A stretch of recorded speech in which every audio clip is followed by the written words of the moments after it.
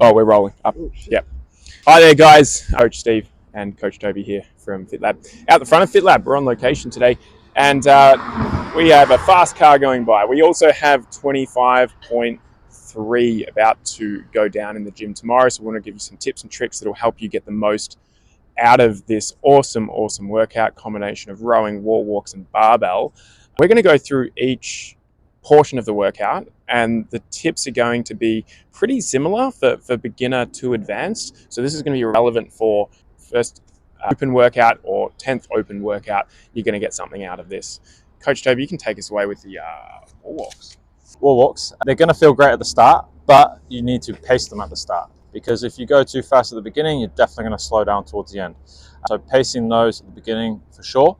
I like to do a wall walk, come down. I like to put my arms out to relax my shoulders, count to 3, go again. And that's sort of the pace and rhythm that I'll go from the beginning and hold on to for the end.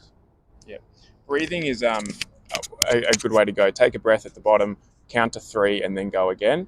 We want to keep the same pace on your wall walks from the start to the finish. You're going to be jacked up with adrenaline at the start. The worst thing you can do is do 5 wall walks in a minute.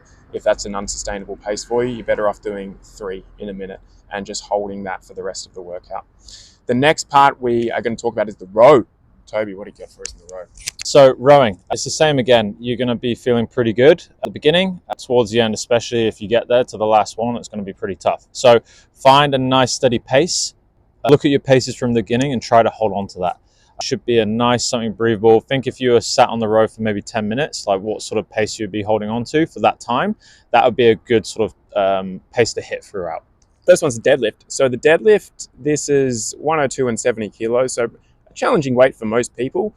If this is an easy weight for you, if it's 50% of your 1 rep max, you can do bigger sets. You can do sets of 5. I wouldn't do more sets than 10 though.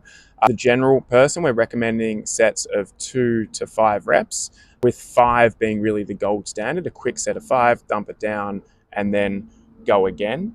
It's not the type of workout you should do singles unless the weight's very heavy for you. You can take advantage of the strength shortening cycle when you get a touch and go response. Use less energy to do that, and you're able to get through reps. So we recommend not doing singles, but stringing together some short sets there. Anything more in the deadlift? Yeah, a little bit similar to the wall walks. I always like to hold myself accountable. So if I do 5 reps, I drop the bar, and then I'll count to 3, go again. Just try pick that number 3 to 5 and see if you can hit that throughout. It gets quite easy to get tired, and then you're just sort of not taking track of how long you've been resting for, and before you know it, it's been 10, 20 seconds, maybe more. So see if you can hold on to a nice steady pace through that. Next one, we are back on the wall walk. So it's the same strategy as at the start. Hold back your adrenaline, rest on the ground, take a couple of breaths, and then go again and hit the same pace throughout. Then we have the cleans, and the cleans, these are going to be power cleans. Singles is what we recommend for everybody. When we watch the pros do this, they were doing singles, and if they're doing singles, we're going to do singles too. Reason for that, it's just going to take a lot of energy to bring the bar down because you're eccentrically loading the body. That takes more energy than just doing quick singles. When you do it, make sure the bar lands flat.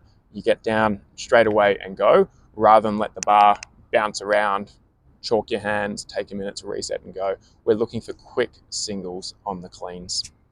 Then we have wall walks again, and then we are back to the barbell with snatches. Toby, you want to talk? So snatches, even though that bar's relatively light for most of us, it's still gonna jack up that heart rate. So I think singles throughout. Maybe if you're feeling pretty good towards the end, you could do a few touch and go to finish off to get to that to the end. Yeah, I think quick, fast singles throughout.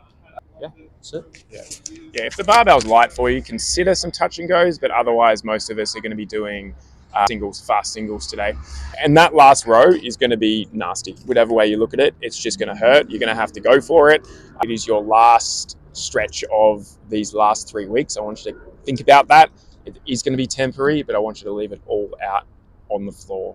Yeah, it's going to suck. Your last thing to do, 50 cal. I would, start off strong, get into a nice rhythm, then see if you can, the last minute or so, just rip and grip, go as hard as you can and see how far you can get on there or finish the workout. After the workout, we have a barbecue. So that's what you have to look forward to on the row. Make sure you stick around for that. We'll have activities for dogs, kids, adults, heaps of food, and stick around for that. It's going to be good fun, and we'll celebrate an awesome 3 weeks. We'll see you tomorrow at 9 a.m. and heats will be designated then. See you tomorrow.